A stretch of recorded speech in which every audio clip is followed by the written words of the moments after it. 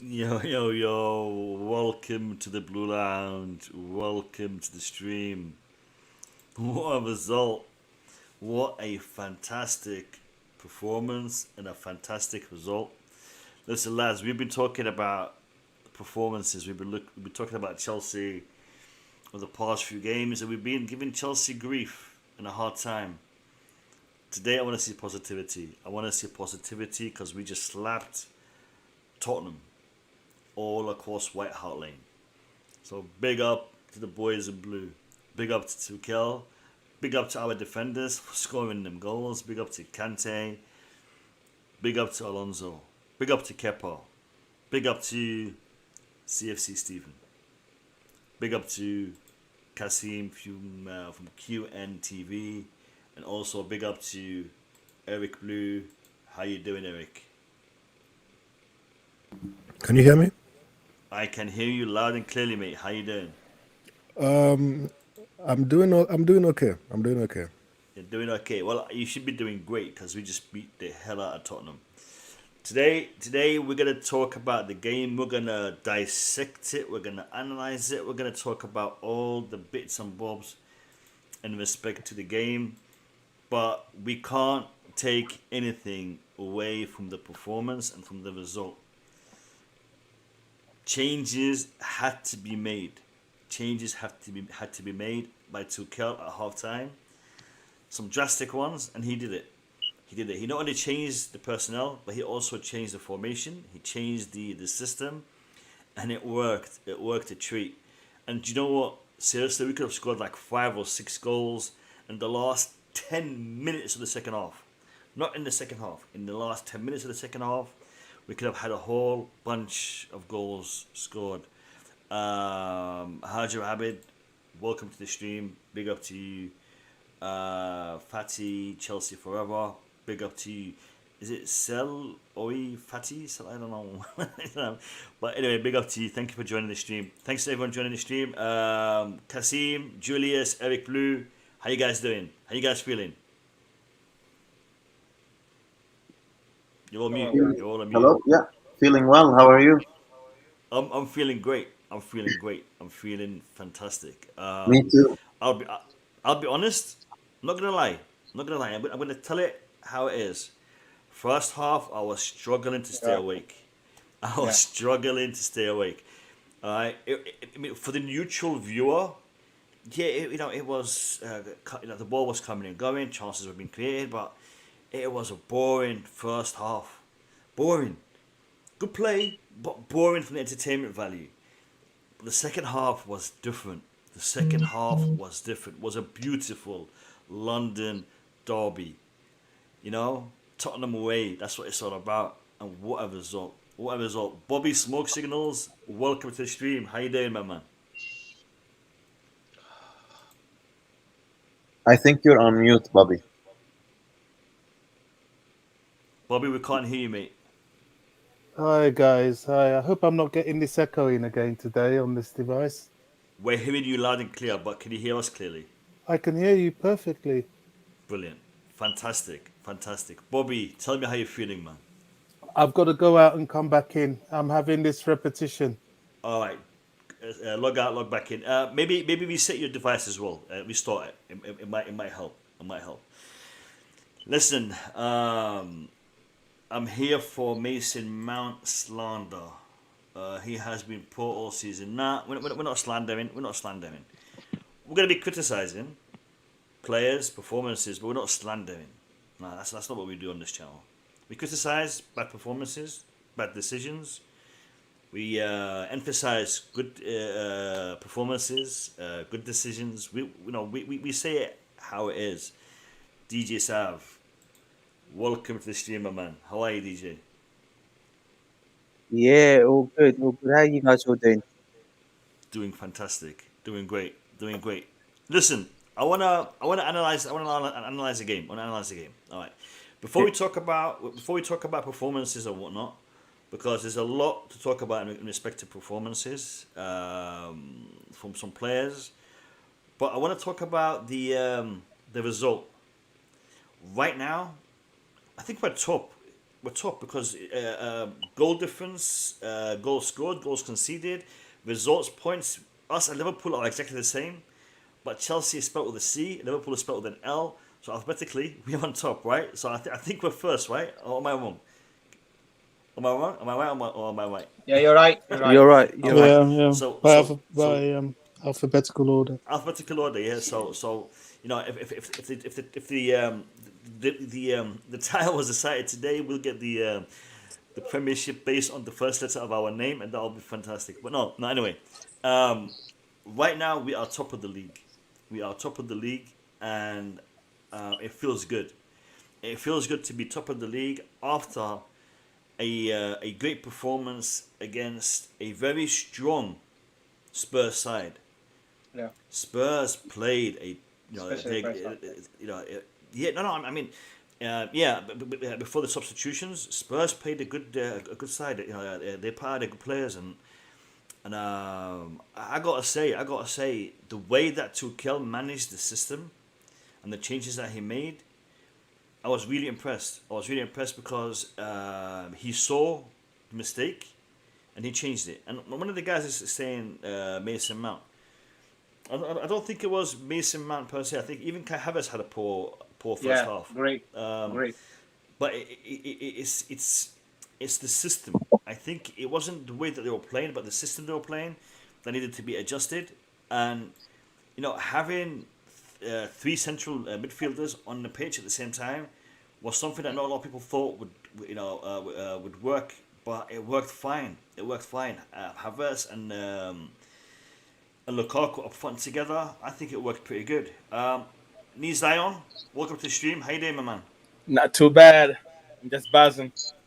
Good to see you back. I have a viewer who is coming on. I'm going to give him a second.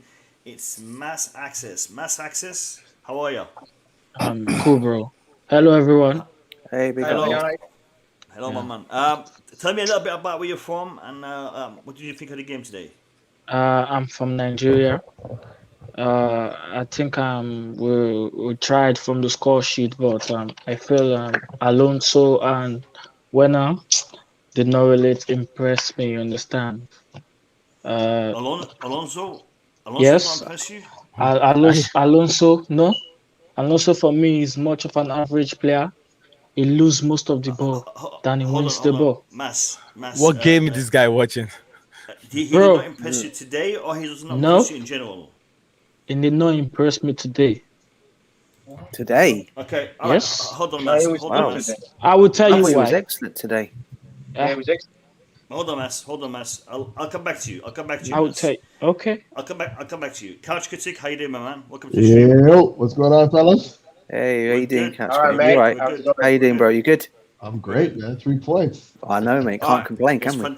fantastic result, fantastic outcome. I'm gonna give, because I've got two people here trying to jump in and give me their points of view. So I'm gonna give the viewers a little bit of airtime before we continue with our discussion. Sure. So I'm gonna give Mass Access a couple of minutes to just to explain to us why he thinks Alonso had a bad game today. So Mass Access, go ahead, mate. Okay. So like I said, that's a 11 and a 7 player. You have to win more of the ball. You have to be able to beat 2 or more players.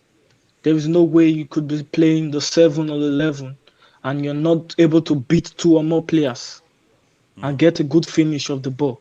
So most times you lose the ball, make wrong passes. Of course, all of us watched this game and we saw it. Wrong passes every time.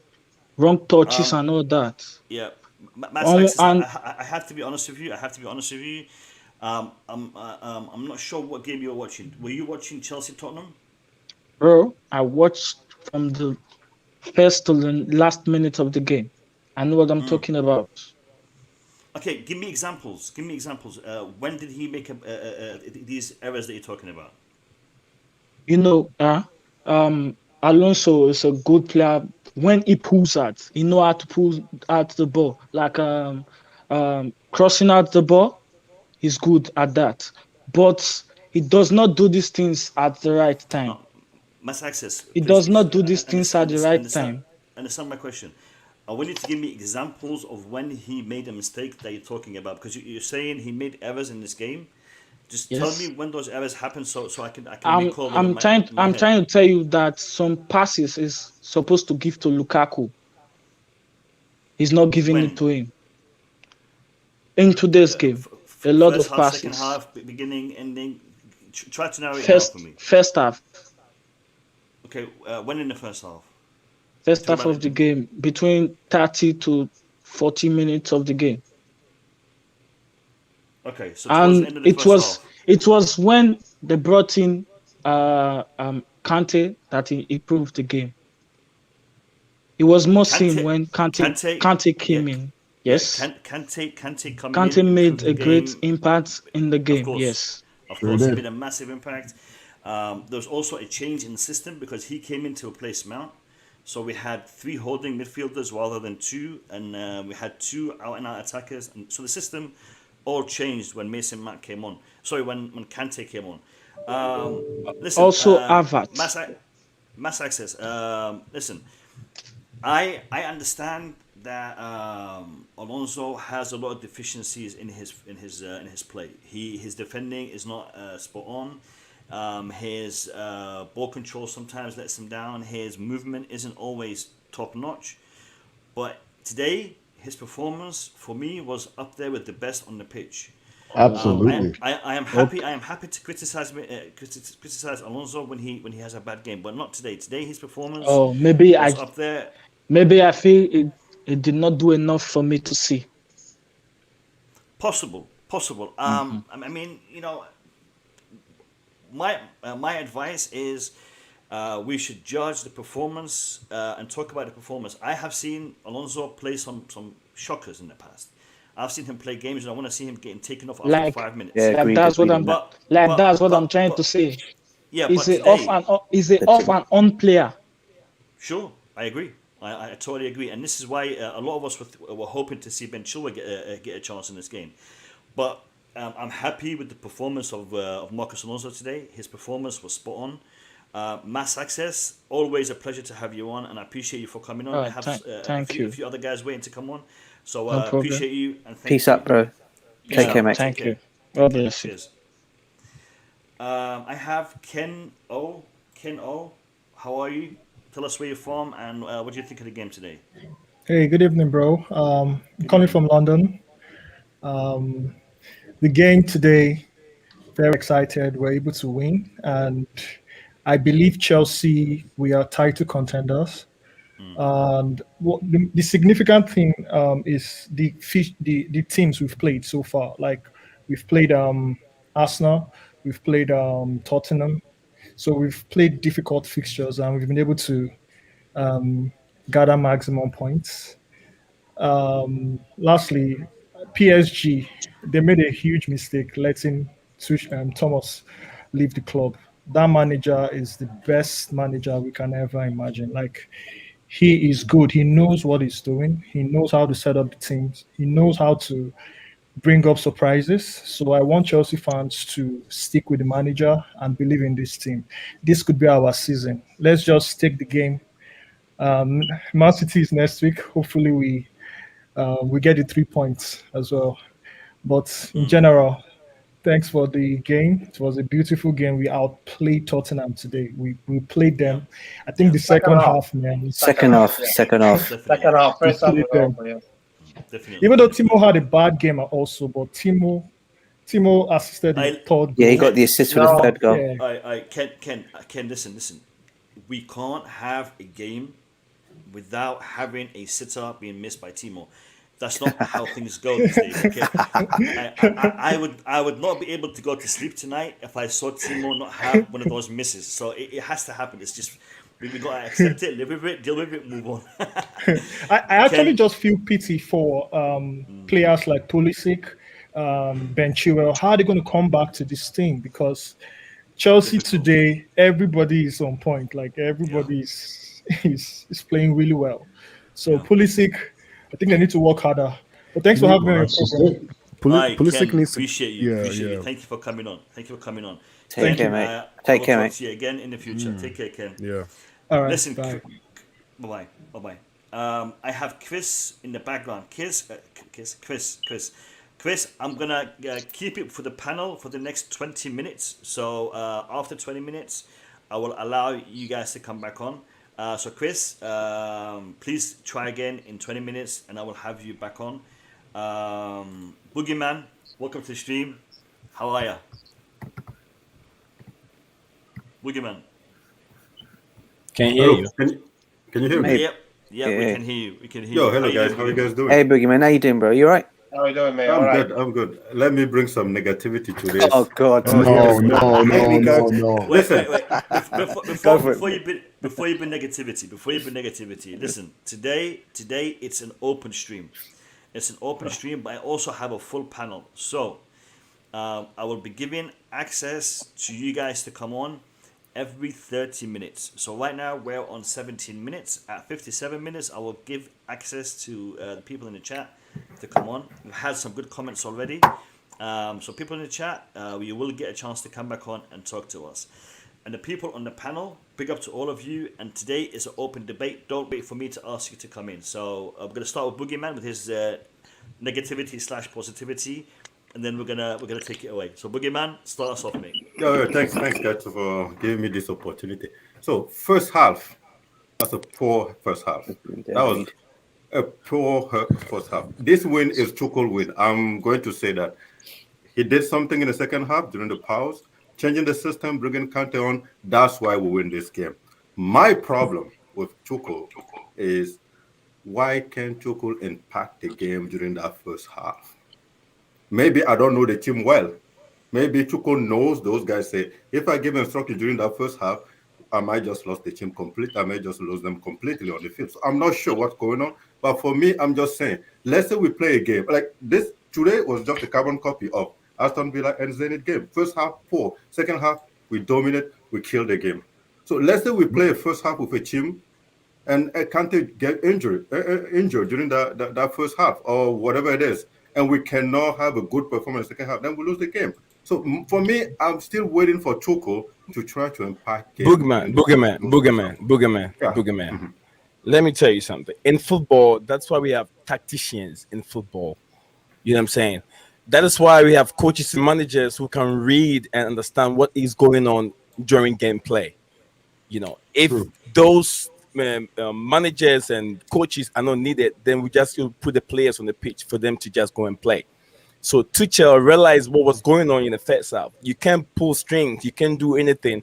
You have to try and manage the game. You know he cannot do anything during that first half? No, he knows what he can do. But at that moment, you have to. The game was almost. The final minutes was almost done. Take the team. We play 45 minutes. Yeah, take it to the halftime. That's when you have halftime talk. You get what I'm saying? So you already realized what was you're pretty going much on.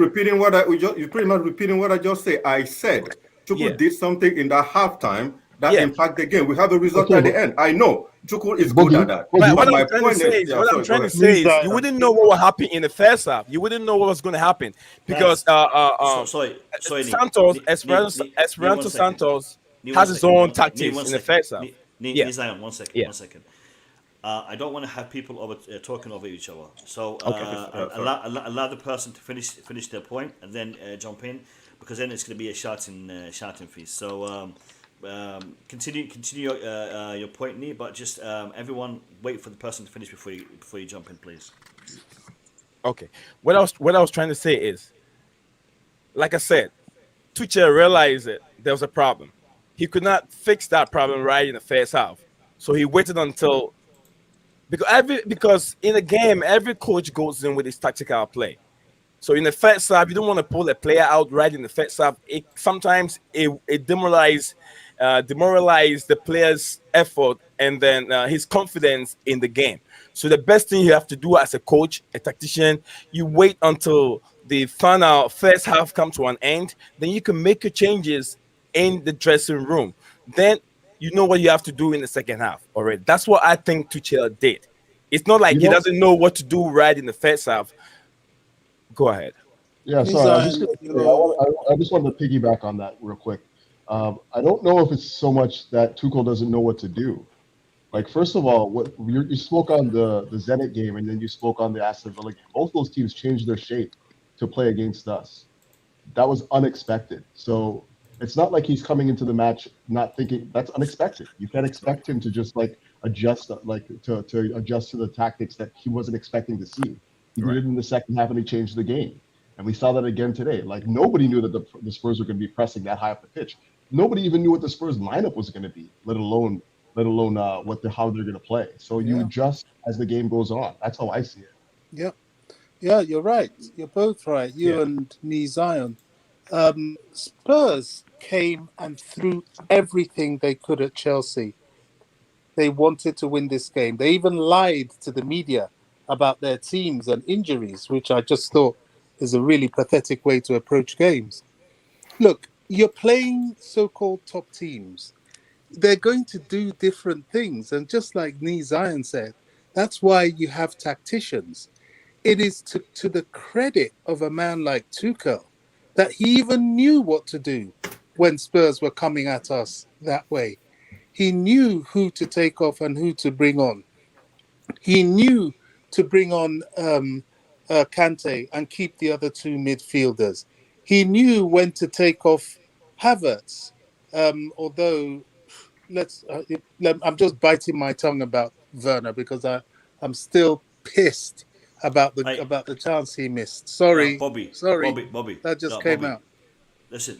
No, that's fine. You can say that. That's all right. That's PG-14, not 13. It's 14. But it's all right. sorry. You know, I was really upset at that opportunity. Bobby, listen, I mean, come on. Say it as you see it, mate. I was gutted at both Timo Werner's opportunity and Kovacic's opportunity because both of those chances should have been dealt with differently. Unfortunately, they weren't. But the thing is this: the second half, that Chelsea that we saw play in the second half, and you know what? I'll be saying this now. Could we see this formation moving forwards? I know it's going to be a little bit tough on the other players because it's one less attacker. But I think those three played well in midfield. We held the midfield in a really good manner. We dominated. No, it depends on the Mo. match.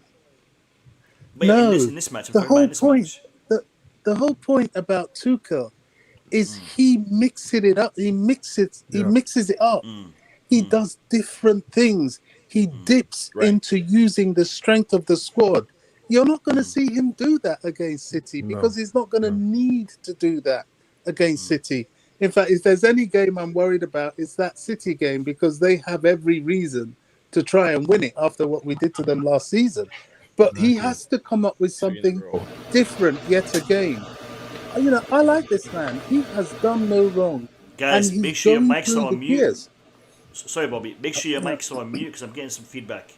I know they like to interrupt you, but I don't care. He goes through the gears. He's building up this team to peak at the right time. Peaking is what's important. We're not playing fantastically, and just like they were saying on Sky Sports, my God, what's going to happen when this team is well-oiled and ready to play? We're winning. We're not conceding. What else do you want? You know what I mean? I also have some bad news. He's not going to stick to formulas. He's going to really be different. That's why he's a master. I have some negative news. Sorry, Eric, before you come in, I just want to say big up to Max Burton for joining the stream. We have a full house. We've not had a full house in a very long time. We have a full house tonight. So big up to Max. How are you, my man? His mic is still on mute. Max, can you hear us? We'll come back to Max. Eric, carry on, my man. Yeah, I was just saying I have some negative news myself. I wasn't so excited about this win. I was happy. It's a good win, but I'm thinking in a very different way. I'm very focused on what the goal is this season. So this kind of match, yes, it's a big game on paper, but let's be real, it's not actually a big match. Spurs are not a very good team. They finished 7th last season. So these are the matches Eric, we have to win. Isn't this a big match in that context in respect to us challenging for the title? These are the kind of matches that we must win. No, I would still say no, because the big matches are the top 4 matches. That's where I'm thinking a little bit differently from last season. So the big matches for me are the top 4 games. So Liverpool was a big match. That was huge. Technically, but according to what you're saying, every game is big, you know. Yes. All 38 games are big. Exactly. This season, yes, exactly. We want to win the Premier League. Yeah, exactly. But that's not the way I'm looking at it. This is a must-win game. We were always going to win. We have to win. We don't even focus on this kind of match too much. I'm not trying to be too, I'm not trying to be pessimistic or trying to bring the mood down, but this was always going to be 3 points for me. And I'm just happy, and I'm already thinking about the next match. So, yes, it's good. It's a fantastic win. You know, fantastic in the second half, especially. We have a lot to look forward to, but I'm not really too excited because it's Spurs. Yeah, I get what you're saying there, Blue. But what I will say though is it's a win. I mean, this is one of the reasons why I wasn't really. That was Eric. It wasn't Boogeyman. Eric. Oh no, I didn't say. No, I didn't say. I know what he's saying. I was just saying. I know what he's saying. What Eric is saying. He's saying. For me, a win's a win. I get what he's trying to say. I get. He said he wasn't too excited because it's Tottenham.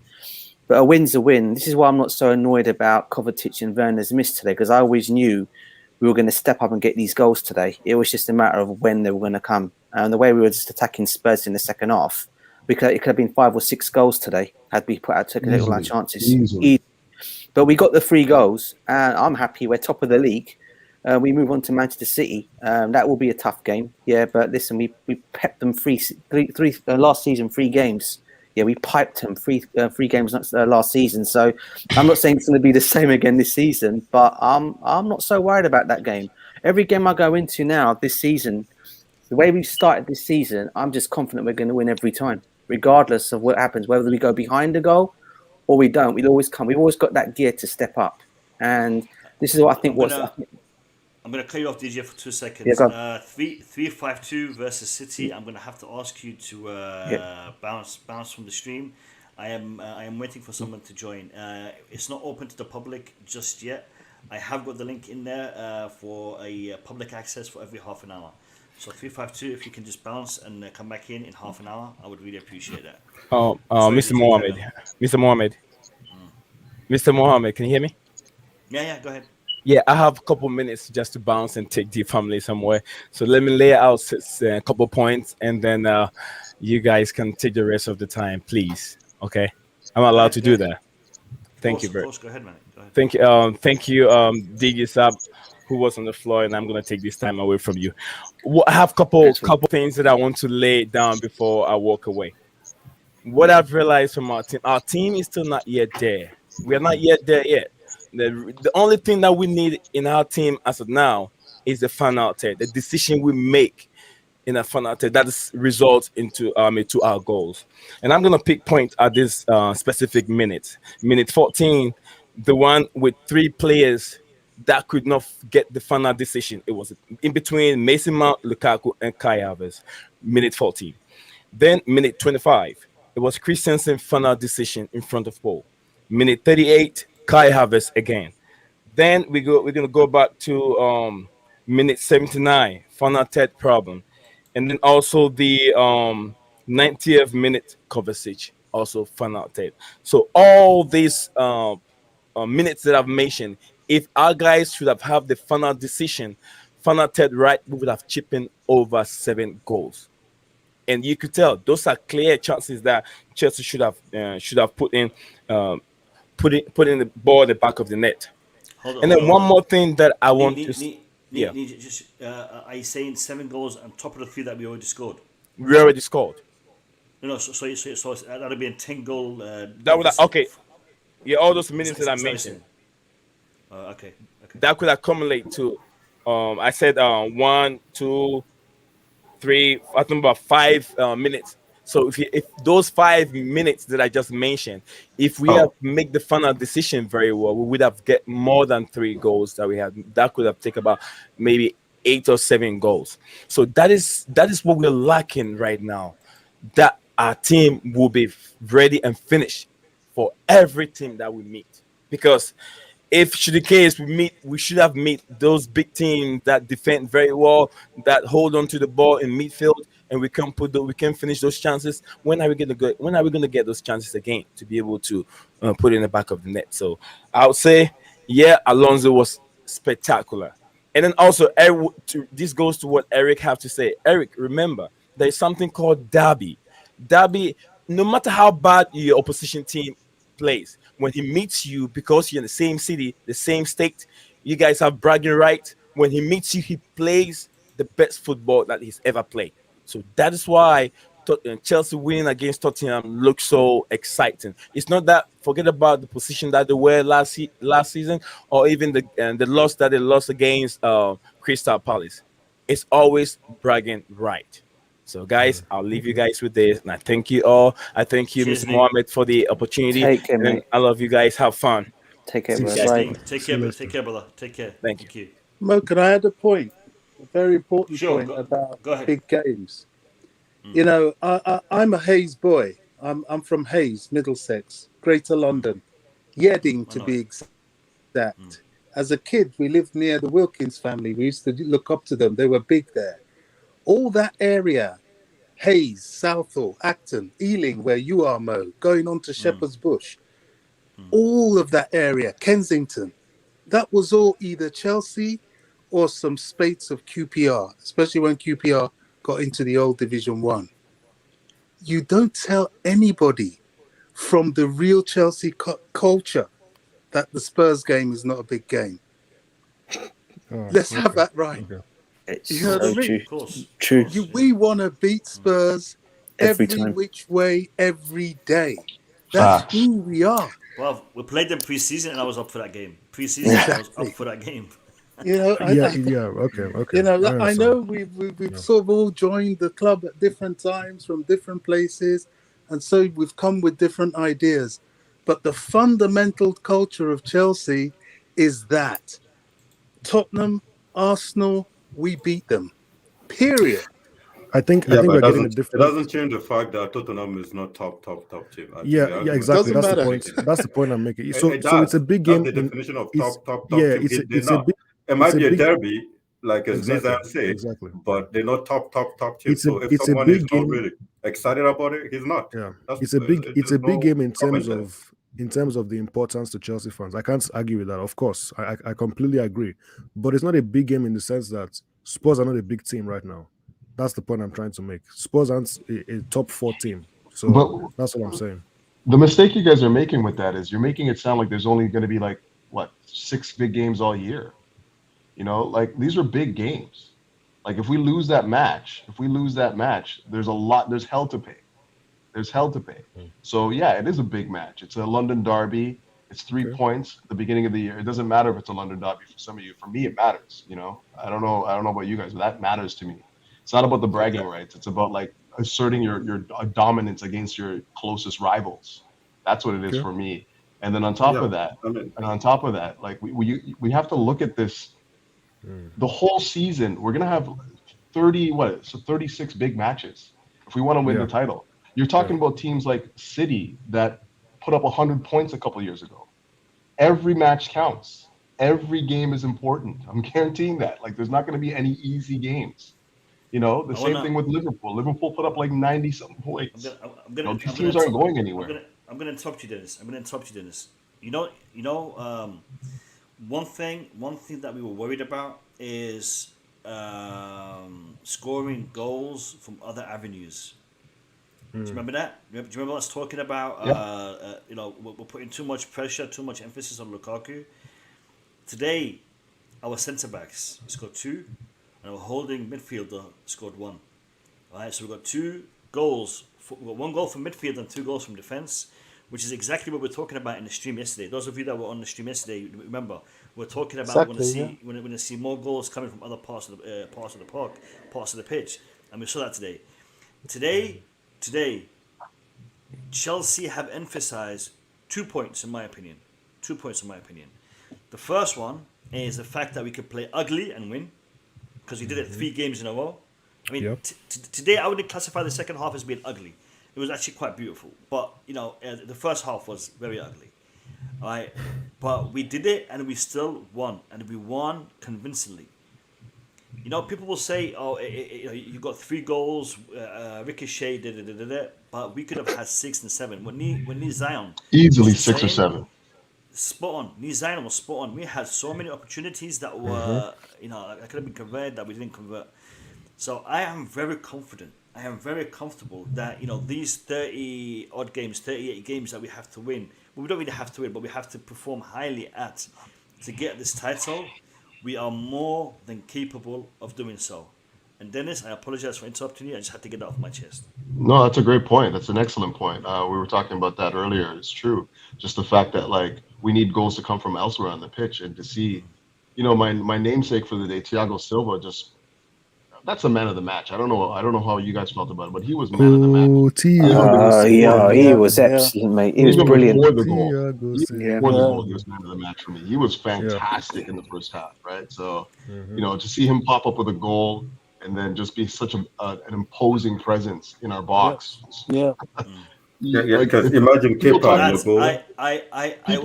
I will be allowing people to come on the stream in the next 10 minutes. So, Chris, in 10 minutes' time, I will repost the link in the stream, and you're more than welcome to jump in.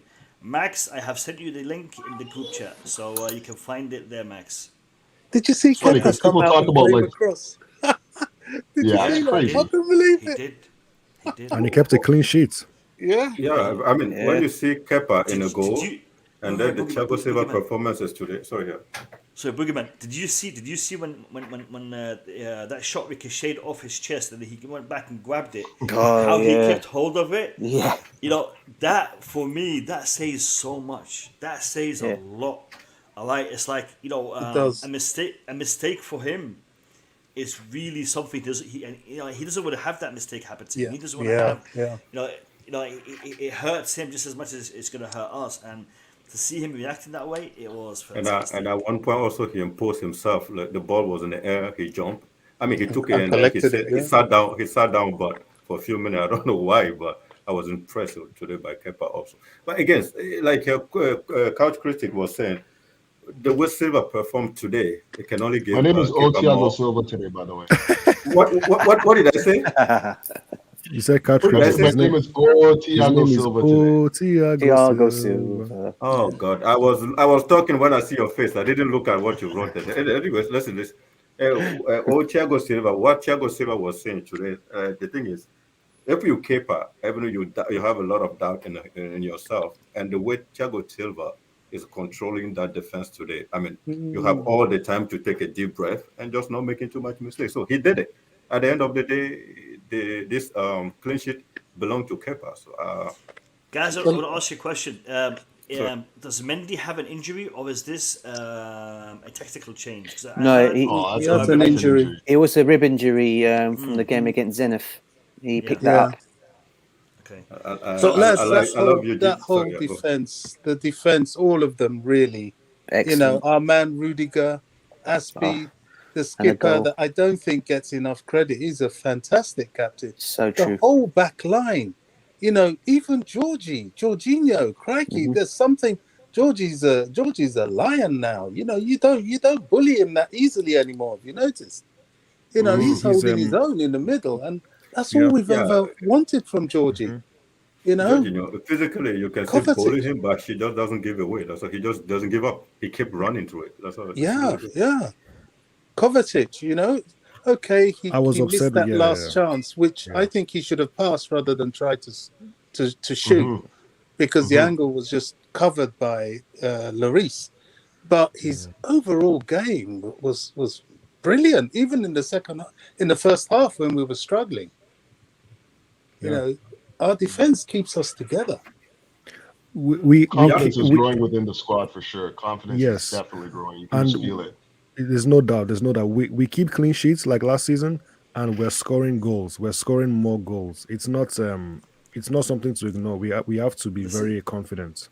Eric, Thiago Silva, his aerial threat in the set pieces, that was fantastic. He's 36. Because he scored one and he almost had a second, and his domination of I don't know what Dele Alli was trying to do, man. Dele Alli, you're not going to be able to mark this dude, man.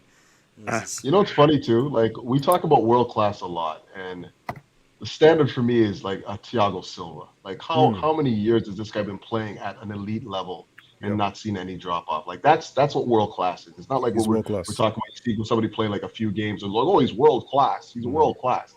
This is what world class is, as far as I'm concerned. You see a man let's just talk about his one touches.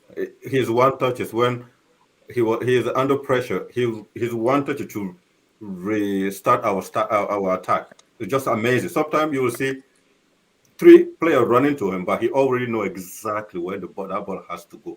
And he passes it, and then the other 3 strikers like, oh shit, we have to run back again. It's amazing. The guy has a mind that I've never seen before. He is really smart as a center back. Really, and Christensen, the improvement in that boy is wow. He has to learn from anyways. He just needs to score a goal now. He tried a couple of times. You know what? Christensen played, but listen, lads. Kepa is definitely going to play against Aston Villa week because Mendy's injury and whatnot. Who's going to be playing in defense? Chalobah, I'm thinking he's going to start 100%. Yeah. But then, do you play Rudiger? Do you play Christensen? Do you play Silva? Because no, Rudiger and Silva have to rest. No, Silva and Rudiger will rest definitely. They've got and Alonso as well. Christensen in the middle. Are we seeing Mansour and Chalobah? Are we seeing that happen? That seems like a lot of change. I think Rudiger might play again. Thank you. Wednesday and the next match is Saturday. Oh, that's 3 days. Yeah, they need changes. I think this time it's not 5 days. It's only 4 days. 3. So, I think there's going to be a lot of changes. Chilwell has to start. 3 days. You know what they might end up doing, and we've seen it before. Didn't we play on the left side? Didn't we play Alonso there, or wasn't Emerson there at one point? It was Emerson. It was Emerson. My bad. Okay, so maybe we play like somebody like, I don't know. It's hard to say. Alonso could probably play there, but maybe I've got a feeling he may go with Malang Sarr for Aston Villa's game. Yeah, that's risky. I know it's risky. I just got a feeling. I've got a feeling he will though. It is. I reckon we'll see Ruben as well. Ruben Loftus-Cheek starting. Yeah, he's going to make a lot of changes. Reece James. I think Reece James will come in as well. If they make too much changes, we may lose that game. Yeah, I'm just not. Aston Villa is going to put their premium team out. That's for sure. They're not going to. Saul Niguez is going to play. Yeah. Redemption night. Let's hope so. To be honest, I don't care if he makes a lot of changes. I think the squad has to prove itself. If the squad can't hold up when needed, and this is when they are needed. You can't play these. I agree with you, but if we get kicked out of this cup, then we have a lot of players that will not have a chance to improve themselves playing game. The game time is out. So I think you just expect to win this game, whether you put your strong team out, so you can have a few games against low-level team like Championship or whatever, so you can put Ruben and all those Saul in it. Because this game, Aston Villa, if they put their best team in, and we start putting Ruben and Barkley, Saul and all those, we may just be kicked out of this cup, and then it become a problem to handle again. That's a good one. Hi guys. Hey Max, how you doing? How bad? Max, what's up? I'm gonna give it to Max. I'm gonna give Max a couple of minutes because I'm afraid I might lose him again due to bad connection. But I want to say something before I do that. If we were to get knocked out of the of that cup, I mean, is that really a bad thing? Max, let me know. Listen, evening everyone. Yeah. Evening. So I've been having connection problems. Right, I've been listening to what you guys have been saying, and this is the competition for those people who don't usually play. So if they get knocked out, it's themselves to blame. They got themselves to blame if they don't have enough game time. So that's motivation enough for those players to say, look, this is your competition. If you want more game time, you do win this competition and you get far.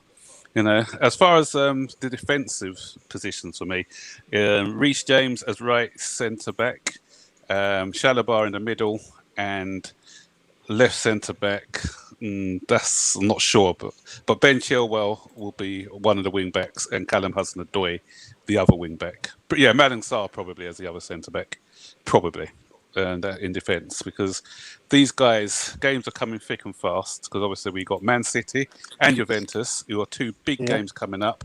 So these players need rest. Yeah, you can't be playing them all the time. And as you saw with the value of Thiago Silva today, he's a 37-year-old man. So, and as you can see, I love what Thomas Tuchel has been doing with him at the moment. He's been managing his time. So that's why you saw the performance that you saw with Silva today, is because he didn't play in the first couple of matches, and he's been brought back in gradually. And you've seen a fresh Silva. And that's what I think he's going to be doing with Silva this year. Don't expect to see him playing week in, week out. He's going to choose his games carefully. And Kante to some extent as well. Yeah. Yeah. Lads, I have pinned the link in the chat again. It's going to be there for the next 10 to 15 minutes. So if you want to jump on, you have 10 to 15 minutes to jump on and give me your points of view, and then I will take it away again. So for the next 10, 15 minutes, all right, we've got someone already in. Chris has been trying to jump in for the past 40 minutes, so I want to give him a chance to come on and give me his thoughts. Chris, how are you? And welcome to the stream. Hello. Hi, Chris. How you doing, mate? Mate, champions of Europe, mate. London is blue as Hey, Chris. 3 Point Lane, and we're going to do it again. Tottenham are terrible. That's all that has to be said, yeah. Tottenham are absolutely horrendous. Chelsea are winning everything. That's just the way it is. You know, Tuchel's the best manager in the league. It's my birthday tomorrow. What else can I say? Chelsea are the absolute... Happy birthday for tomorrow, mate. Happy birthday. Great birthday present. Guys, I just want to know how the Tottenham fans are doing. Are they crying? What's wrong with them? Is everything okay? Because, you know what? They're silent. They're silent at the moment. Very silent, mate. Listen, I can tell you how they're doing. They left like 15 to 20 minutes before the final whistle. They went home and they're soaking it in, man. But by the way, is Harry Kane playing today? Or? I don't know. He's on the pitch. I think he was on the pitch. I didn't even know he was playing. I'm not sure if he's playing. He's on the pitch. Didn't even know he was playing. In goal low, can't he? But yeah, he scores goals for fun. This guy, yeah. So I'm so happy. Tuchel, best manager in the world, winning the league. Absolutely, winning the league. Liverpool need referees to help them. And Man United. And Man United. I mean, Mark Noble, what's he doing? But who cares about West Ham? What a penalty that was, honestly. It's just the decision of even giving the penalty. Who cares about West Ham? Who cares about Ronaldo? Yeah, it's all about Romelu Lukaku, best striker in the world, best team in the world. That's all that has to be said.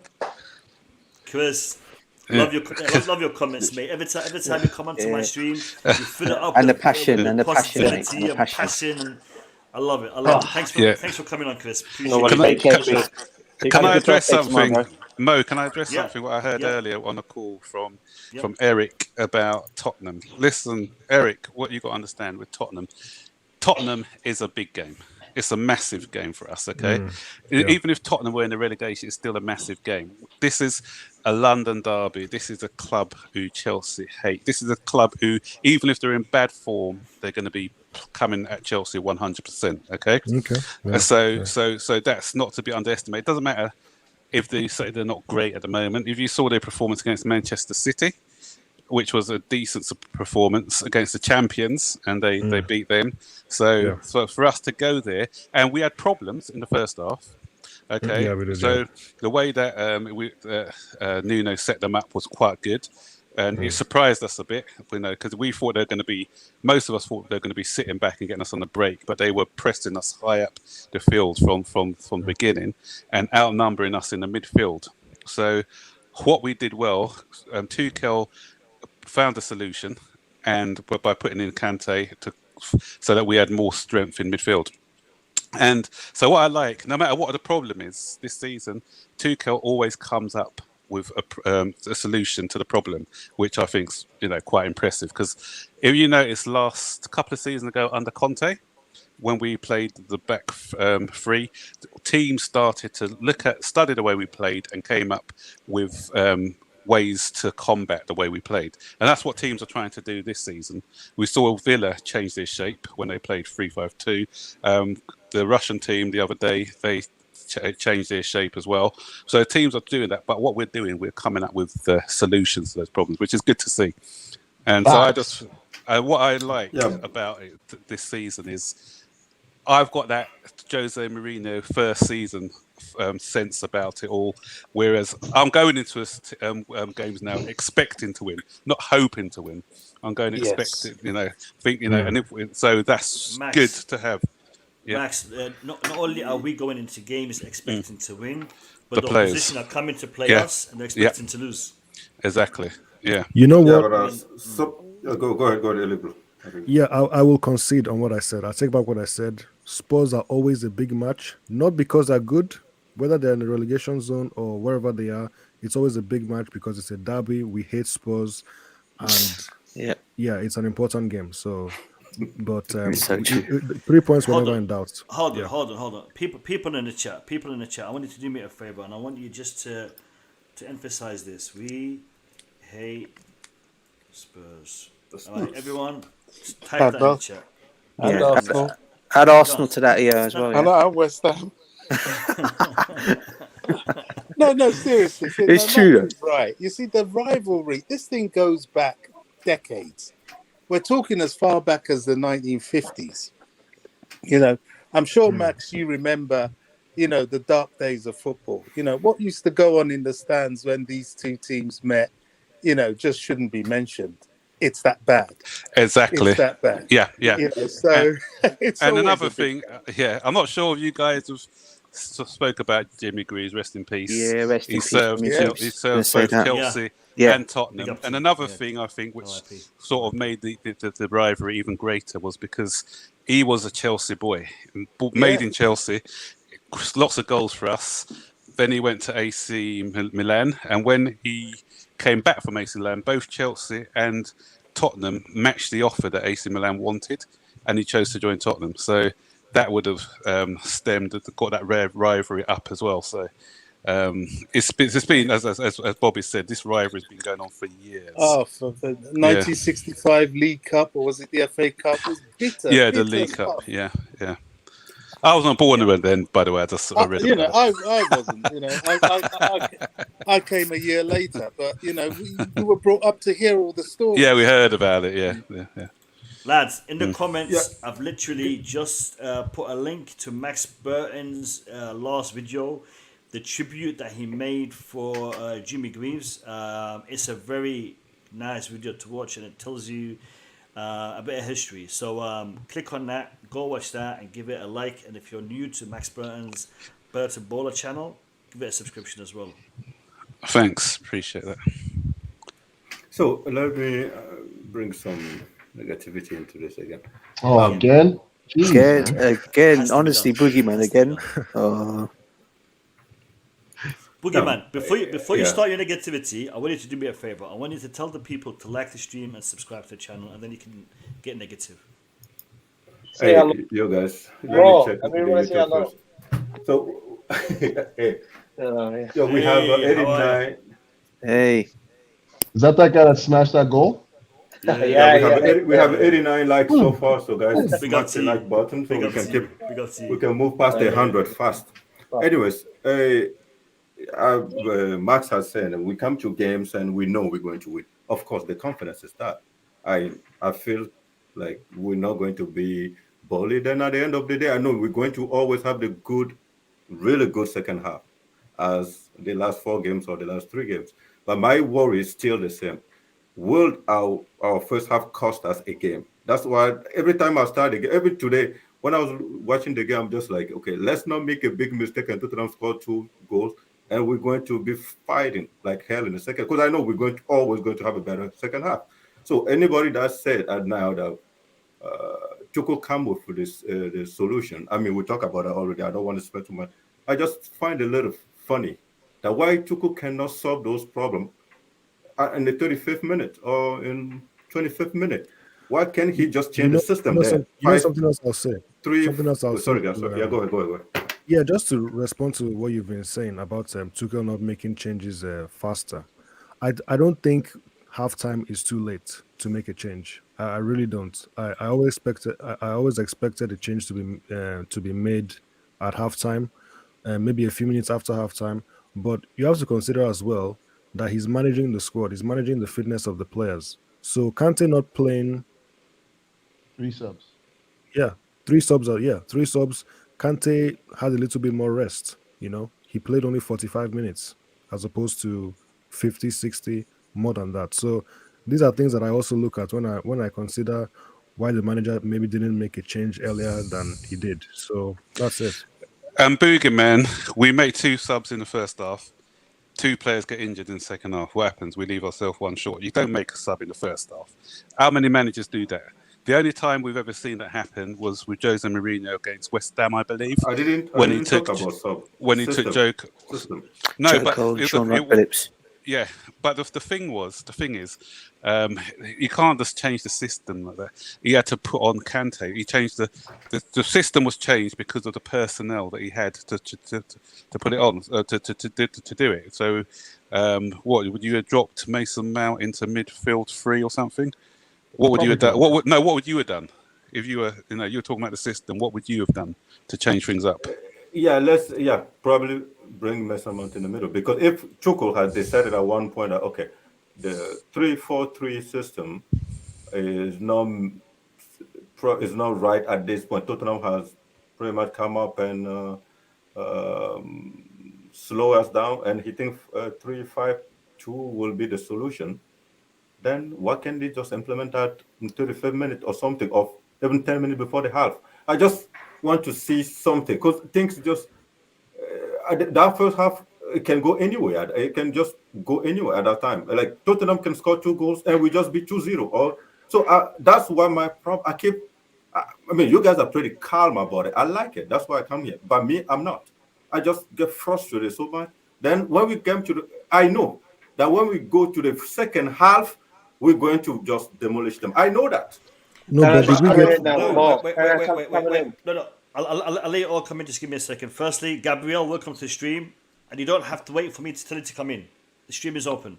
So welcome to the stream. And the thing that I want to talk about is this.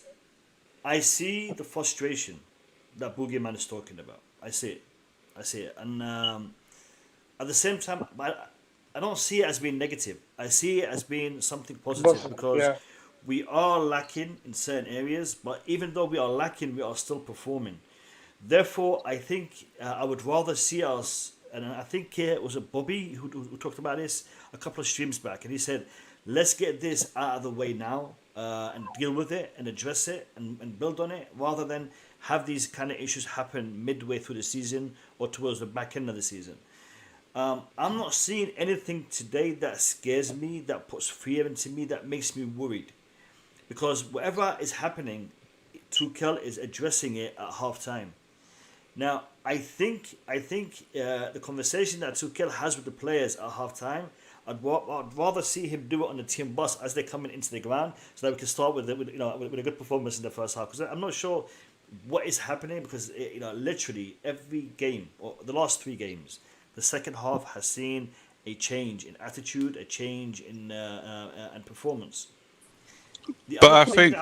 Sorry, can I just address that point before you? Just one more thing. One thing that I have also noticed is the team, the determination that is brought onto that pitch. In the first half and in the second half, it's the same. We're not seeing the team being less motivated in the first half, and then they are more motivated in the second half. But what we are seeing is there is a change in the way they approach the game in the second half, which is telling me that there is a good system in place, or a good relationship in place within the team, the players. But the problem is the system that gets changed for the second half. That's what we need to address. I'll get Max to come in and then bring him, man. No, but what I'm saying is we can't really say that, Mo, because we didn't expect. No, what about the system? Because we didn't expect Spurs to play in this way, did we? We were preparing for a Spurs team with probably So we didn't know that Spurs were going to come match us 3-3. Everyone was expecting Spurs to sit deep. So obviously he's preparing for that. That's why you find solutions within the game. You can't just say, okay, let's prepare. Villa came with a different formation against us. They played two up with three at the back. But then, Max, I will say to you that we're not doing enough homework because but it's not homework because they've changed the system. Exactly. They've changed the system.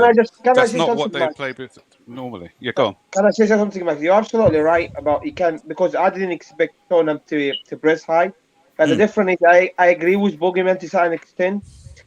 Like Mount and Havertz in particular, last 3 games they've been very poor. That's what the difference. So today we didn't expect Tottenham to press high, but Tuchel should have did the homework, probably regard the personal. I thought Havertz and Mount were very poor last 3 games.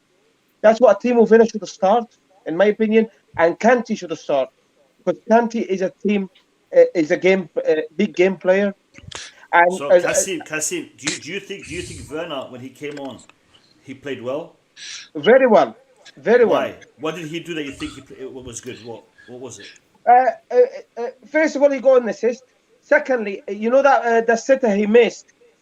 If you watch the ball properly, if Lukaku passed it 2 seconds before, he probably scored. Lukaku had too many touches, and Lukaku chance after that, Lukaku held the ball too much. Even I tweeted it. Lukaku got to release the ball a bit quicker. Timo Werner was very. This is a dangerous development. This is a dangerous development. You are now blaming Lukaku for Timo's I'm not blaming mistakes. Lukaku. No. Hear me out. I thought the ball Lukaku passed it. The ball from Lukaku to Werner, it was the ball played behind him. So the time he tried to shift it in front of him, if the defender coming in and take it, I think Lukaku was a bit slow, 2 seconds slow. It should have released the ball a bit quicker. What about Werner's technique? Timo Werner coming in, he got a few corners, and Timo Werner coming in and got an assist. Just hear me out, guys. And I am agreeing with Bogeyman regards the first half. I am not talking about we don't know how the team gonna set up against us. We're not mind readers, but the manager should know about the personnel. I thought Kai Havertz and Mount who bore last 3 games. They shouldn't start. Regarding Alonso, he's always performed against Tottenham. He was good today. So it's Timo Werner. It's always performed against. No Mason Mount, no Kai Havertz, no Hakim Ziyech. Because all 3 of them, you think they're poor. So who should play? Yes, they were. 3 of them last 3 games they were poor. 3 of them. Who should we play? Well, I said to you, you should start with Lukaku, Werner, Havertz, Lukaku, Werner, Mount. No, 2 of them. You said Havertz and Mount are poor. Yeah, but that's what I'm saying to you. You can't take 3 of them out. Oh, you mean Mount and Havertz together are poor? Is that what you're saying? Yeah. Last 3 weeks they were poor, including Ziyech. I understand. Yeah, that's what I'm trying to say. But we don't know how. To be honest, I was surprised when Tottenham set up, pressing high. But I'm trying to address Max's the point. Yes, we don't know how the team gonna set up against us, but we know who's in form, who's playing well or not. Werner, Havertz, and Ziyech with the last 3 weeks not playing well. That's my point. I really want to say something about Havertz and Mount. Sorry, Bobby. I just want to say thank you to Blue Clouds for his super chat. I agree. Alonso has been playing really, really well. His performances over the past few games have been fantastic, especially today. Today, his performance was spot on. His attacking threat, his positioning, aerial presence to us moving forward. Presence. And also that volley, that set pieces. Lloris had a great game, by the way. Lloris had a great game because he kept him in the game. Did he ever? That save from Dyer also. Alonso, it wasn't a volley, but it was like the side of the foot, and then Dyer save on the line. That was amazing. I really wanted to say something about Mount. Let's get Bobby a chance to respond about Mount and Havertz. Yeah, Mount and Havertz are victims of a relatively short pre-season. we have to remember that after COVID and after the very long season we had last season, these guys went off on the Euros and came back after 2 weeks break. So they really haven't had that rest and that practice with the team. And I think that's what's wrong with them at the start of this season. But why are they still playing them? Sometimes we are expecting too much. We're expecting a coach to have a magic wand and be able to do things that is impossible to do. Look, this team has only conceded one goal since the start of the season out of 6 games or so. Penalty. Yeah, we're unbeaten. I mean, come on, lads. After a while, you've got to, all this splitting hairs. This person should play. This person should play. If he plays them, and the opposition come up with a good plan, the opposition aren't stupid. They are going to come up with things. And that's why we have to have a tactician. You've got to be able to switch, change, and adjust to what the opposition's going to throw at you.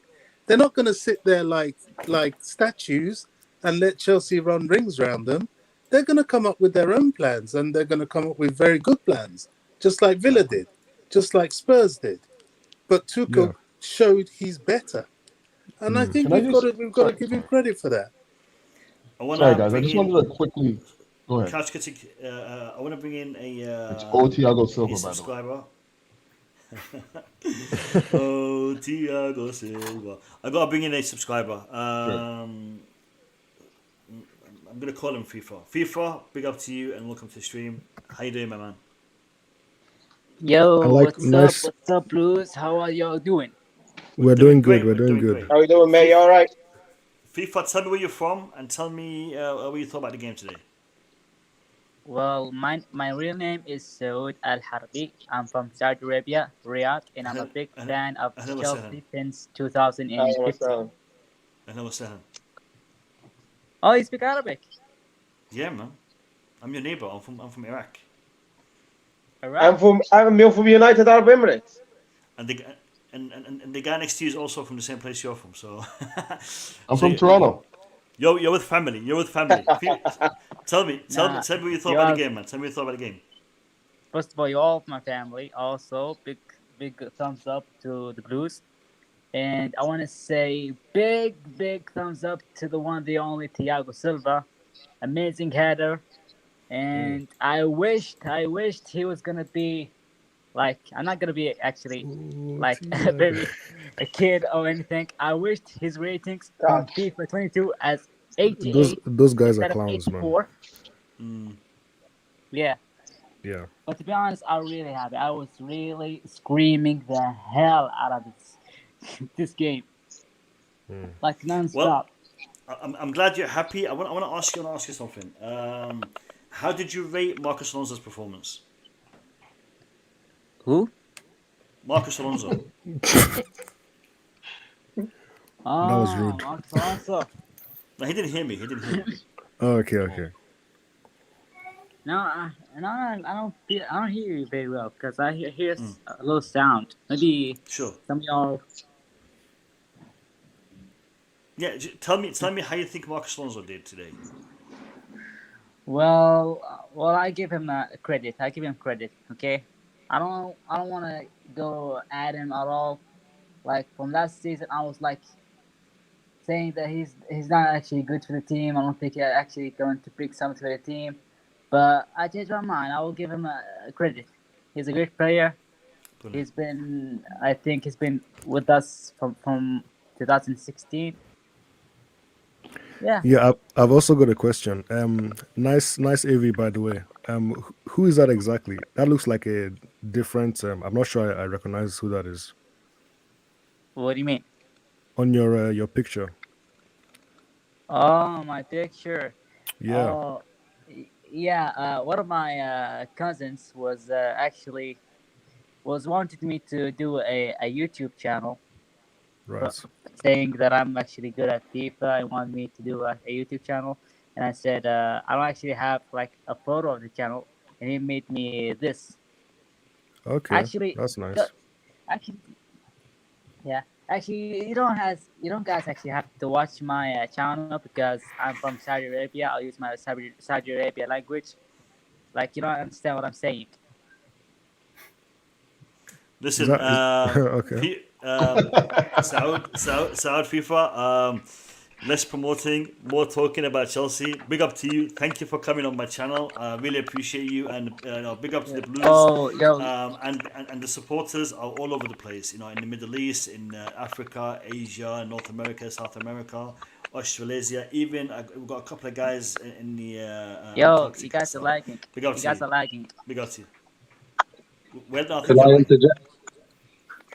Gabriel, go ahead. Take care, mate. Saud, take care, brother. See you later. Gabriel. Yeah, sorry, I was waiting, with a bit between my teeth. Not willing Go ahead, to. Gabriel. Go ahead, mate. Go ahead. Jump in. In a way, it's like first world problems, isn't it? I know last night I was a bit apprehensive. I was a little bit cautious. And in some ways, I was rehearsing something, from the first half, thinking, Tottenham have done a job on us.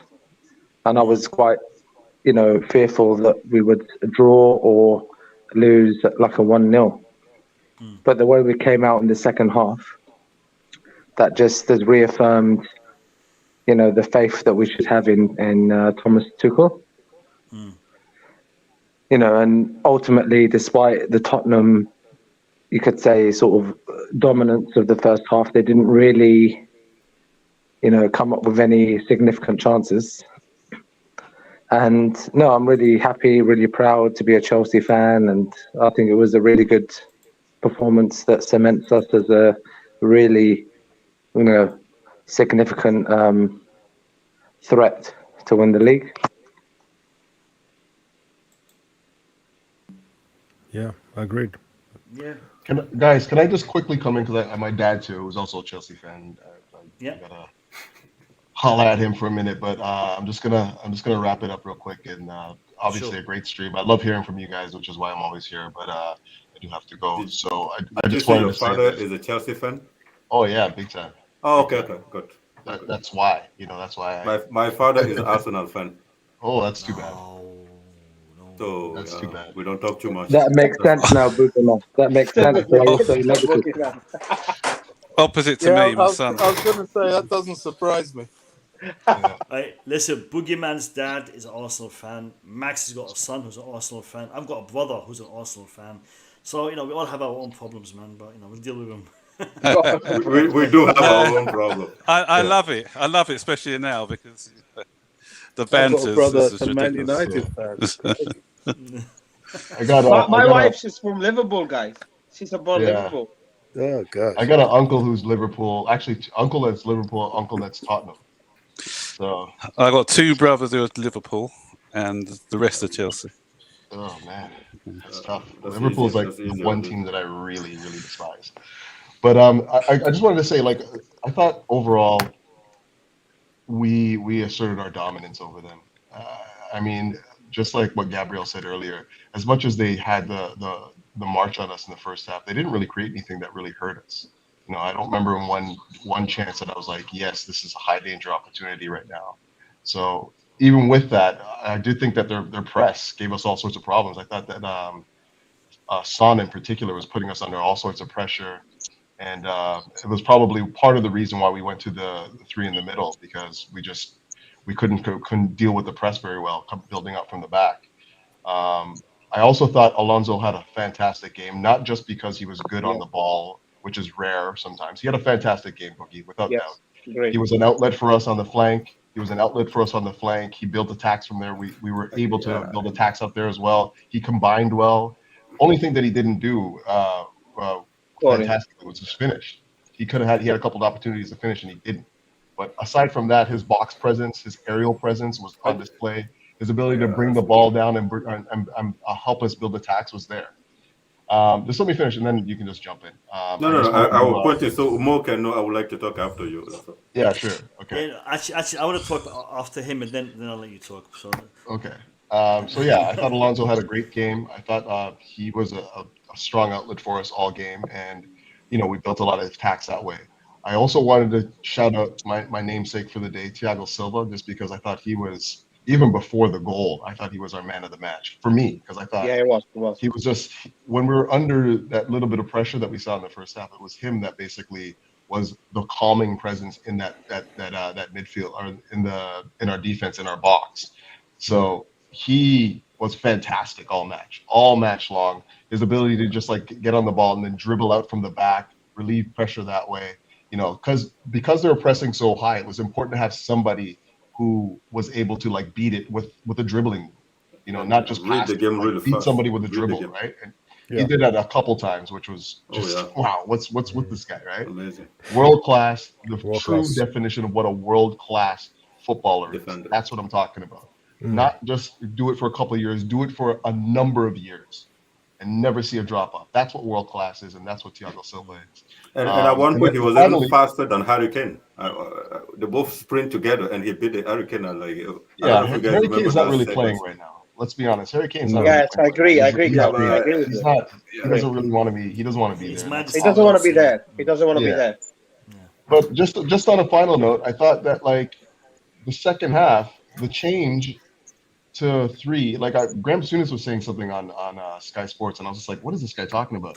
He actually said that Chelsea, that the shape change didn't impact the game. It was the fact that the Spurs were just not really up at it. They weren't really at it. I'm like, what are you talking about? The fact that we brought Conte onto the pitch and we put them under so much pressure, recovered the ball. That's how we got all the goals. You know, it wasn't so much about like, you know, Spurs weren't really at it. I think also the system defined the game for us, man. The shape change provide cover for Kovačić to actually control the midfield. Like when we switch to 5, Kovačić, Jorginho was protected, so he can control that game. So it was done at that point. There's no way. Game over. Listen, anyhow, guys, I'm gonna go. I just gotta go quick, but I wanted to say thank you again, guys. Fantastic discussion, and man, what a game from Chelsea, man. That's exactly what we need to see week in, week out. Let's go up to Chelsea.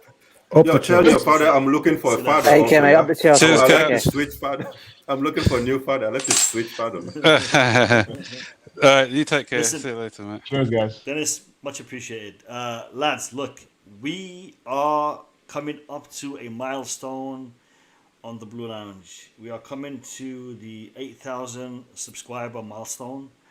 We're 100 odd away from it. 100 odd away from it. We could reach it today. If you guys were to be kind enough to subscribe to the channel if you haven't already subscribed. So if you haven't already subscribed, because I'm going to give you a statistic which is crazy. Only 33% of my viewers are actually subscribers. 33% of my viewers are subscribers. The rest of you watch my streams, but you don't subscribe. You get it on your timeline. You get notifications because in the recommendations section of YouTube because you watch my stuff, but you don't subscribe. So if you're one of those people, support my channel by hitting that subscribe button, and if you do subscribe, turn that bell notification button on. I'm really close to 8,000, and it would mean a lot to me and a lot to the guys here on the panel if you were able to assist by hitting that subscribe button.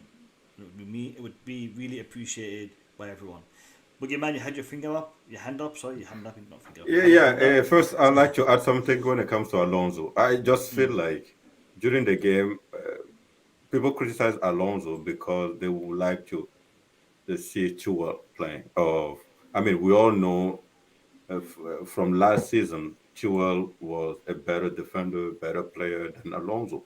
But for some odd reason, today at the start of this season, Alonso was performing better, and keep going stronger. So the first half I've seen, like it's not even on this chart or anything, because I'm also on Chelsea FC, Rumo FC, Chelsea official chat. So you will see a lot of people criticizing Alonso. You get him out, put Chilwell. So then at the end of the whole game, you see the same person come in and say, what a performance today from Alonso. So for me, at the end of the day, I don't even care if someone criticizes Alonso, because I know they just want Chilwell to play. Anyways, when it comes to Timo Werner, I don't know if at one point I heard you say something about we're not talking about player or something, or we're not commenting on No, we can talk about players. I just didn't want to start the stream by commenting about the players. I wanted to talk about the performance as a whole, and then we can talk about players. So I'm more than happy to discuss player performances now. Sorry, Max. The thing is this: I want to address the performance in the right context, because I had someone come on the stream, similar to the people you were talking about earlier, Boogeyman, and he was criticizing Marcos Alonso for his performance today. Now, I can understand if you want to criticize him for previous performances, but today's performance, no, excuse me, but I'm not going to let you trash a player that just had a fantastic it was brilliant football. So I think criticizing performances is fine, as long as you have something to back up your claim with. Don't just tell me, oh, Mount had a bad game, and then I say how, and he'd be like, no, he just had a bad game. No, tell me how. Show me how. Explain to me how. Yeah. So if you want to do that, go ahead. I have no issues. Yeah, can I just jump in, because I need to go in a minute myself. Sure. So yeah, it was. I'm very pleased about this performance. Okay, as you said in the first half, they gave us problems, but we solved those problems and we got the victory. And that's what I like to see. When it's not going to be an easy road. Every single game in the Premier League is hard. Yeah, we have to fight for those victories. And another thing which was addressed by you, Mo, which I think is important, is because on the last stream we had, someone was asking if Lukaku doesn't score, where are the goals coming from? And today we proved that we can score goals from all different angles. And as Mr. Couch Critic said, is about Thiago Silva, immense man of the match. And I'm waiting for that battle between him and Ronaldo in a couple of weeks' time when we play Manchester United, because you're going to have obviously one of the top strikers ever to grace football against one of the top defenders, and what he gives us is assurance in the back. He just when there's chaos all around, he is calm, and that's what I like, and that shows he doesn't boot the ball away very often. He has all the time in the world for a centre back, and his passing is just so assured. So I just wish we can bottle him up somewhere and get him for another season, because this guy is top class. Yeah. His mind Can I is just so say fast. something more? Regards, the Thiago Silva, and one who spoke before about Mandy world class or Thiago Silva's world class or Rudiger. I think that's why one of the reasons we're going to win the league, because we've got even Christensen. He's improved a lot playing with these people. So if we bought Mandy world class, Silva world class, Rudiger world class, when you get Christensen playing with him, and obviously Azpilicueta is a world class. So I think that's one of the reasons I said it all way we're going to win the league, because that is just the back four, back five, including the goalkeeper, is just fantastic. Absolutely fantastic. Aspi is good. Aspi is not world class. Right? Not world class. I think Aspi, I think the only proper world class is Silva. All the rest are very good. Anyway, guys, I got to run. So all right, Max. Cheers, care, Max. Take care, Max. Take care. Thank you, Max. Cheers. Are we talking about Timo Werner? I would like to say something before I leave. I'll get to Timo Werner. I want you to guys address one topic, which is how does Ben Chilwell get back into the team with Marcos Alonso playing the way he's playing? Tell me, educate me. Can I answer this point? Let Boogeyman stop. Okay. Listen, we need competition in Alonso's position. We need Chilwell has to bring that competition. So there's a cupcake coming, and like I think someone said here, it's those players that have no game time. Those cup are for them. So, but again, as much as those games are for them, they need to win it. We cannot just afford to say, okay, that's your game. Now, I would like Tuchel to put our stronger team there. If Chilwell does not deserve to even be there or doesn't give enough confidence for us to win it, I don't want him to play in the cup game. But he has to find a way. If he get a chance, he has to take it with both hands and dominate. Even if it is 20 minutes, 30 minutes, 40 minutes, there's a cup game coming. He has to take those with both hands and just perform. It's just a life and death matter at this point. He has to take it. If he doesn't, I'd rather have Alonso playing till the end of the season, which is impossible at the same time. So that's my point when it comes to that. All right. Bobby, you want to jump in? I was going to say that Chilwell's going to get his games. Alonso played well today, but there are still a lot of deficiencies in his game that Chilwell doesn't have, and vice versa. I think he will play in the cup game, and he may well play against Man City. It's going to be a squad thing. There's going to be rotation. So I have no concerns about Chilwell getting back into the team at all. Yeah. Okay. Yeah. Kasim? To be fair, right, you know my opinion about Alonso, but to be fair, he played very well today. He was brilliant today. I thought Thiago Silva man in match. If I didn't give it to Thiago Silva, it'd be Alonso. He was brilliant. It was everywhere. But he deserves to keep playing now. I changed my mind more because he's just giving 100%. You know, till he drop, Chilwell can come in, or a game like Aston Villa game. I believe Chilwell is gonna have to come for for a minute and stuff. But at the moment, Alonso performing well. We cannot take him out. That's fair and square. That's how it works in football. The guy is just working his socks off, so he deserves to come in the football pitch. So that's what's happening. And if he drop form, Chilwell coming in, he take his place, and that's what is good about the competition and big squad. Because if someone not performing, someone that's coming in, so here we go. That's your chance. Show us what you can do. That's how it works in football. No, Yeah. Go on, Eric. Agreed. Yeah, I wanted to say earlier, I wanted to talk about Werner. I wanted to talk about, I think we already talked about the other thing with Bobby being, sorry, not Bobby, Boogeyman being discontent with the changes and everything.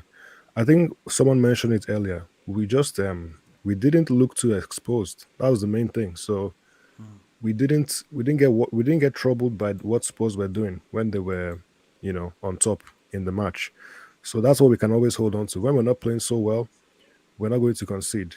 So that's a very important aspect of the team. So that's that. But I wanted to talk about Werner, and I know what Kasim said about Lukaku's ball not being the best to Werner.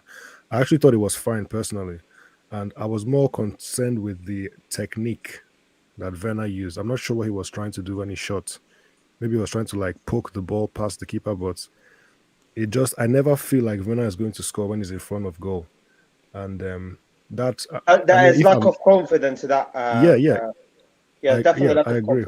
If I'm feeling like that, I wonder how he feels. Maybe he might even think I'm going to do everything right, and maybe I still won't score. But hopefully he can get out of that. My mate is Eric. Yeah, Eric. Look, we know as a Chelsea fan, Werner is lacking confidence, right? Yeah. We know that, and I know what you're talking about. I'm still sticking with about the ball from Lukaku. I didn't think it was a good pass. Was behind him, because if you 2 minutes, 3 minutes later, Kante give him a great pass, and he should have scored. To be fair, Lloris had a good game. He saved him. It could have been anything. But my point is, okay, we won 3-0. Werner coming in, go an assist, go a few corner, gone behind him a bit. So we've got to give him a credit. I know he didn't score. That's okay. Yeah, because if you look at Werner and look at Havertz and Mount, they didn't cause much problem as Werner played for 20 minutes. That's my point. I think Werner might have had a better game than Mount and Havertz. Yes, 100%. To be honest, because that's what I was trying to say. Yeah, he came only for 20 minutes and he was more active than Havertz and Mount combined together. And that's why he can offer to the team at the moment. I know he's not scoring, but he's dangerous. He's really dangerous. And I think he needs more game time, and I think he'll have more game time eventually. And we need to see more of him and Lukaku together. So that's what I'm looking forward to in the future. And when coming in as well, Eric, you can see they give me a bit of stretch, and you see Lukaku had the ball and drive with it. Werner got the ball and drive. They gave me a bit of stretch because now Tottenham they're very wary about his speed, and the game becoming a stretch now. And Lukaku started slowly moving because Lukaku been marked all the game. To be fair, but when Werner coming in, Lukaku looked a bit, moving about. You got what I'm saying? So I think in 20 minutes he played. That's my point. I'm trying to just the 20 minutes he played. He was better than Havertz and Mount. He caused a lot of trouble to Tottenham. That's maybe I know he missed, but he add going to assist. something quick? Yeah, listen, Kasim, everything you said is true, but we know that from Werner for last season. Werner can run behind, is fast, and everything. We also say last season that Werner wasn't scoring because he's not have that much space. But those 2 misses Werner missed today, Lukaku has 2 defenders on him. Lukaku pretty much created that space for Werner. He still missed them. So why you not mentioning Kova though? Kovacic missing one even easier than that. Care about Kovacic. We just say we start with Werner. Yeah, but Kovacic has played 90 minutes. How many minutes Werner played today? No, 20 minutes. Exactly. He's fresh. That's my problem with Werner. Yeah, but don't say something. I said don't because I speak French. I just spoke French with my. No, Kovacic had a chance. My point is this. Let's listen to this. Werner, we should not be blaming Werner. He ran, he defended, everything. Werner should stay at Chelsea. Werner should everything. I agree with that. I think we should be blamed. For the good of Werner himself, he needs to start scoring goals. Like what happened today is just too much for now. Like he needs to start scoring goals. Come on, 90-minute assist. Yeah, he had the eye. He found Rudiger movement. He passed the ball. Yeah, but those chances that Werner was missing today, someone need to say, Werner. I don't know. Yeah, but Boogeyman, you're coming out. Boogeyman, you hear me out now. You're coming out to say about Werner, which I'm not disputing. Okay, and I told you what Werner at the moment can offer, but you didn't mention Kova's chance. He missed a set. Yeah, but you cannot compare Kovacic that run with the ball that been running for 90 minutes in the midfield up to normally when you get to that point, it's normal to not have. And guess what? As well, Kova missed a set against Liverpool. What? Kova missed a good chance against Liverpool as well. God, how much game Kovacic was Well, I'm playing? just telling you that's not how you. The same. Werner is a striker. Sorry, Boogeyman. Exactly, yeah, exactly. Werner is a striker. Werner is expected to be scoring them goals. Kovacic is not. Kovacic scored like once. That was his first goal at the Bridge. The goal that he scored was his first goal at the Bridge. That's not what Kovacic. That's not what Kovacic won the Player of the Season for the last season. He's not expected to score. He's expected to work hard in the middle of the park, build up play, assist, keep possession. Werner is expected to score. Werner is expected to assist. Werner's an attacking player. Kovacic is not an attacking player. So you can't compare Werner and Timo. You can compare Werner and Timo. You can't compare Timo and Kovacic. He has to score for his own good. He has to start scoring for his own good. It's just not working. I can see that. Like, I mean, I don't know what other people were thinking, but I want Werner to stay.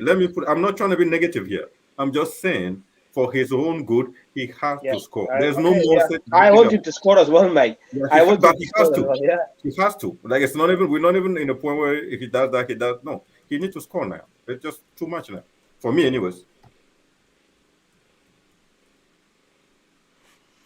I'm agreeing with you, Boogeyman. I'm agreeing with you. Well, it's gone. Eric Blue's gone. I'm agreeing with you, Boogeyman. It's just, as I said to you, the game was won. The guy came in, did enough. I know he should have scored, but, we'll move. But in my opinion, Boogeyman, he should be starting. And after that, we start judging. We start judging him properly. I don't mind, yeah. I mean, he's a Chelsea player. He's a Chelsea player. He has to start. They need to find a way to get him to start scoring. Aston Villa. Yeah. He had to score. Like I think for me, I reached to the point where I'm thinking he's like psychologically blocked or something. Because those chances, he ran with the ball, especially the second one. He just have to put his feet under the ball, just lift the ball a little. For some reason, he holds his whole body back and he can't even lift the ball. So I don't know why someone that is a professional that been doing that for how many years. He's done it in German league. Go watch all his games. Those balls, he scored them all. Why Chelsea with that much space today? And he was fresh, and his decision was just not good at all. Yeah, he's lacking confidence, mate. He's lacking confidence. Yeah, that's Let what. me But they need to. let me Yeah. let me say something. Let me say something. There's a player under Lampard. He was playing regularly, but Lampard was not able to change the issue of confidence with him. Under Tuchel, he hardly plays, but he has improved his confidence and his performance level has increased dramatically. And I'm talking about Kepa Arrizabalaga. Kepa Arrizabalaga today is on the way up. In my opinion, is on the way up. Maybe he is not the the £72 million player that we bought, that we thought we bought. Maybe he's not there. But at the same time, I think under Tuchel, Kepa Arrizabalaga has shown that he is a competent goalkeeper. And I think his performance today has shown his commitment and his desire to compete.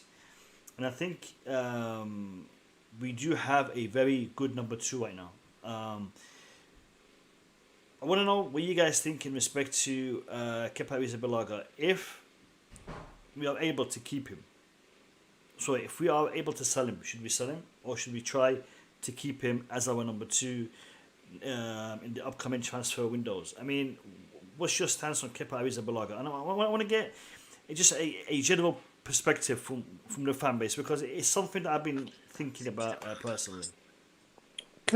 Kepa is an interesting case because he's proving himself to be a very good number 2 goalkeeper. I don't think he'll ever, certainly not in the English Premier League, I don't think he'll ever be good enough to be a number 1. And the simple reason is just a matter of physiology.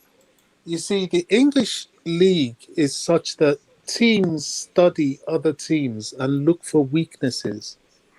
And what Kepa has done so far is really admirable.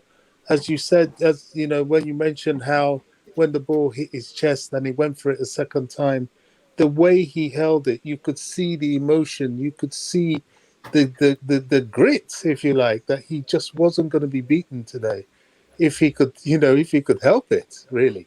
And not that he's ever wanted to be beaten, but there have been times he's been a bit sloppy. Sloppiness wasn't in his game today. He was coming out, collecting balls that were loose, and if he didn't, there was no last man to cover. And his all-round game today was excellent.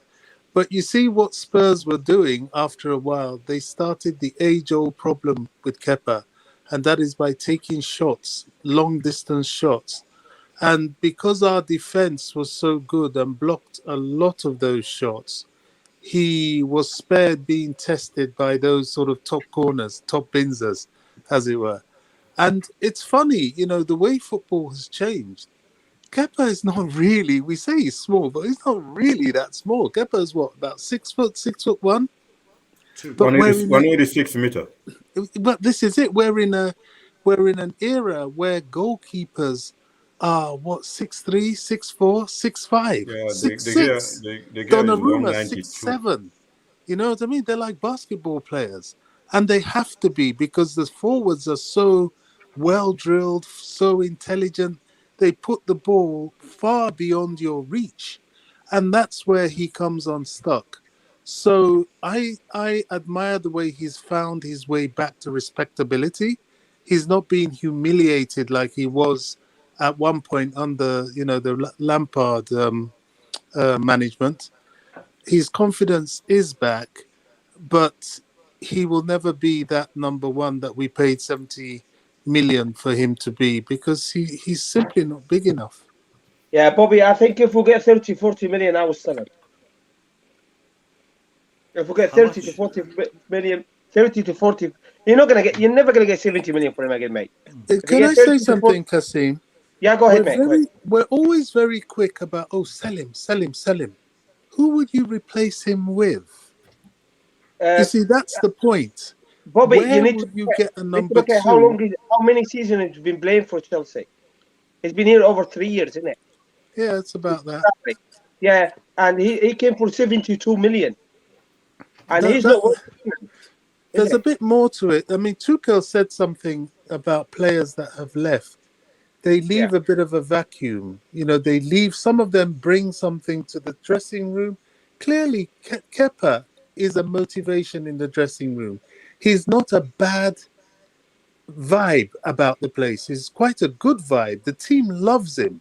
He's part of that team. So at this point in time, I'm not sure getting rid of him is the answer unless he wants to go. And I don't think he does. I think it's worth him being in the squad. I agree. I just want to say something. He was a big reason in the influence or in the convincing process for Saúl Ñíguez to come to Chelsea. As Saúl Ñíguez said, Boogeyman, I will give you a chance. I just want to say welcome to Vinsol. Vinsol, welcome to the stream. Tell me what you thought of the game today, mate. Vinsol, can you hear me? Vinsol? Go on, Boogeyman. I don't know. Yeah, I agree with Bobby. Listen, I don't want Kepa to leave. It's not because... There you are. What's that? I said, yeah, I know you well. I won? No, it's okay. No. Oh, okay. Okay. I thought you said today you won. I won. Okay. Hey, so what I'm saying is, I don't mind, like, Tuchel. Kepa is expensive. His wages are, I think, one of the top in the league. At 175. And all those, we can say all those, but he's part of Chelsea team, and he is a good number 2. The proof is what happened today. We all scream when we heard that Mendy has a problem. Of course, Thiago Silva brought a lot of composure in our defense today, but again, Kepa is behind him, and we have a clean sheet. So as much as I don't think he should be our main option, but as soon if we have our main option and then he's the replacement or whatever, the backup, I'm happy. I'm really happy because what he's shown today, he is good keeper. He's just not physically Premier League type of goalkeeper, but he is actually good. Because I was looking at all the Premier League best goalkeeper or their physical. Alisson is 191, and Kepa is the shortest between all those. So I understand why all the ball in the air, he tends to struggle with those balls. But again, he's a really good keeper, and for some reason, he's not creating that much problem in the dressing room. So to be honest, I would like him to stay as a number 2. Yeah, well, that's my opinion, Boogeyman. If I get 30 to 40 million, I would shift him, mate. Yeah, I will not. Like 40 170 a week for a second goalkeeper. 40 million. Who would you buy? Who are you getting as a goalkeeper when you get that 40 million for Kepa? But that's what I'm saying. If we get 30 to 40 million, we shift him, and he came out of the box as well because he's getting 170 to 175. That's a lot of money for second goalkeeper, mate, for number 2. But still, but who do you buy? Who do you get? I got that guy from West Brom, Johnson. He's a good goalkeeper. Yeah, but you have to know something. Chelsea, as a Chelsea club, we love shining stuff. Like, it's not. If I say that guy you're talking about is not Chelsea type, I'm not trying to be arrogant. Like someone mentioned that midfielder from Brighton, the Ghanaian, what's his name is. The young midfielder from Basuma. He's technical, gifted. He's really good, but I don't think he's Chelsea type. We're never going to bring someone like that. Yeah, but unless just 3 games. Last 3 games, Bogeyman. He was man in the match in the Premier League. Still, and they beat Leicester today, and he was outstanding. He's not that Chelsea type of player that we're never going to buy someone like that. Like, no, that's I mean, what I'm he played Leicester today, and he was outstanding. And he was 3 weeks in a row. He was man in the match. Bissouma is a top player. I tell you what, I'd be surprised if next year he's staying in Brighton. He's a very good player. You can't say he's not. Yeah, but he's not coming to Chelsea. I'm pretty sure we're going to buy the West Ham midfielder. He's not the Chelsea type. That's what I'm trying to say. He's not that expensive, high talk about. Like, really, he's not that. I don't know how to put it. We're not going to buy it. Kanté wasn't expensive. Kanté was 32 from Leicester. Kanté was 32 million from Leicester. Kante with 32 million from Leicester, mate. Yeah, but Kante was playing for France. Yeah, he was. Well, Leicester got him from the French league for 5 million, mate. It's That's not what I'm about the trying to say. price. It's about As the soon as potential. It's Kante about the was- eyesight. Listen to what I'm trying to say. Kante is a brand. Kante, when he was playing for Leicester, at one point in the middle of the season, he was playing for France already, and everybody knows about it. That's why the Emenalo went for him. Like that's what I'm trying to tell you. Chelsea is more like I don't know how to explain that. We go for the expensive and quality at the same time. No, not necessarily, Boogeyman. I disagree with you. No, for Okay, the good. expensive all the time. No, Yeah, no. but I don't. Riyad Mahrez. Drinkwater, all those Hear things me are out. mistakes. They're never gonna happen again. Riyad Mahrez Leicester got him from the French team for only half a million. I know that. It's not about the expensive then. It's not about the expensive. That's what I'm trying to say. I'm telling you, when Kante was at the Leicester, Kante image has boosted so much that even when Mourinho was in Manchester United, Mourinho wanted Kante. Even when Kante already agreed with Emiliano, Mourinho tried to get Kante to Manchester United. He tells you, come to me, I will, whatever you want, whatever, this team will be yours. Yeah, I agree. Kante say, oh, listen, man, I'm going to Chelsea. So that's what I'm trying to say. He was known at that point already. Everybody wanted him. Nobody going to buy Busuma. Nobody going to fight for it. Anyways, we're just going to agree to disagree on this one. Now, Boogeyman, hear me out. Bissouma, you're saying he's not Chelsea type. Well, that's why I'm disagreeing with you. Because Bissouma linked to the big clubs. Listen, guys. This is going around in a circle. It's going in a circle. Chelsea will buy a player after careful consideration and after getting him for the right price at the right time, as we need them. Right now, I think the area we need to address really is up front because we are looking a little bit light when it comes to strikers. We've got a lot of attacking players, but strikers, we're looking a little bit light. Now, how does Chelsea want to play it? Do they want to get Armando Broja a bit of time and he'll come back in next season and he'll be the number 2? This is a topic for another day. It's been a fantastic stream tonight. We've had a great result against Tottenham in the league. We are currently top of the league. Very happy with the performance. Very happy with the result. Very happy with some of the individual performances. But I think on the whole, this is just the beginning of the journey for this season. We have Aston Villa midweek. We have some big games on the way. I'm going to conclude the stream by saying thank you to everybody who has jumped in on the panel, everybody who has commented on the chat, and the 3 guys who are here with me till the end, Bobby, Kasim, and Boogeyman.